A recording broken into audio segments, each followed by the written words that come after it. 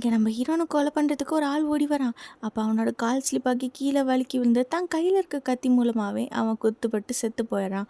இப்போ இறந்த அந்த டெட் பாடியை நம்ம ஹீரோனும் அவங்களோட ஃப்ரெண்டும் சேர்ந்து டிஸ்போஸ் பண்ணுறாங்க, காட்டுக்குள்ளார போய் தூக்கி போட. ஆக்சுவலாக என்ன இருக்குன்னா, நம்ம ஹீரோனும் அவங்களோட ஃப்ரெண்டும் அனாத ஆசிரமத்தில் தான் வளர்ந்துருப்பாங்க. தான் ஃப்ரெண்டை வந்து ஒரு நல்ல ஃபேமிலி எடுத்துகிட்டு போயிருப்பாங்க. ஆனால் நம்ம ஹீரோயின் தனியாக ரொம்ப கஷ்டப்பட்டிருப்பாங்க. சுற்றி எல்லாரும் அப்யூஸ் பண்ண அப்போ தான் அவங்களோட ஆசிரமத்துக்கு ஒரு கும்பலை பார்க்குறாங்க.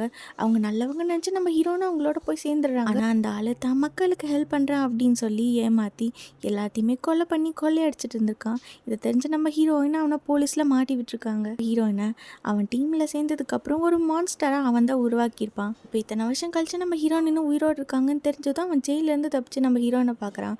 ஆனால் என்னோட பழைய லைஃப் வாழ முடியாது, எனக்கு புது ஃபேமிலி கிடச்சிருக்கா அப்படின்னு சொல்லிட்டு நம்ம ஹீரோயின் அவாய்ட் பண்ணிட்டு போயிடுறாங்க. நம்ம ஹீரோனுக்கு இருக்கிற ஒரே குடும்பம் தான் ஹஸ்பண்டோட ஃபேமிலி தான். இப்போ அவங்கள தொட ட்ரை பண்ண நம்ம ஹீரோயின் வர எல்லாத்தையுமே அடித்து துவம்சம் பண்ணுறாங்க.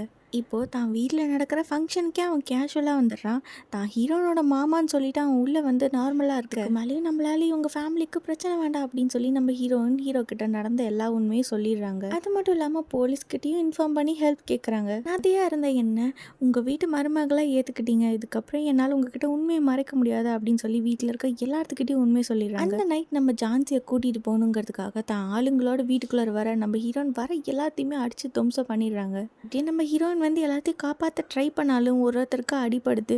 இதுக்கு மேலே நம்மளால் யாரும் ஹர்ட் ஆகக்கூடாது அப்படின்னு சொல்லிட்டு வீட்டில் இருக்க எல்லாத்தையுமே பின்கேட்டு வழியாக அனுப்பிச்சி வச்சு இவங்க கூட ஃபைட் பண்ணுறாங்க. நம்ம ஹீரோன் ஒரு பக்கம் கத்தியை விட்டு இறக்க அவன் நம்ம ஹீரோனை ஷூட் பண்ணிடுறான். அப்புறம் அவன் செத்ததும் நம்ம ஹீரோயின் பழையபடி அவங்க ஃபேமிலியோட ஹாப்பியாக வாழ்கிறாங்க.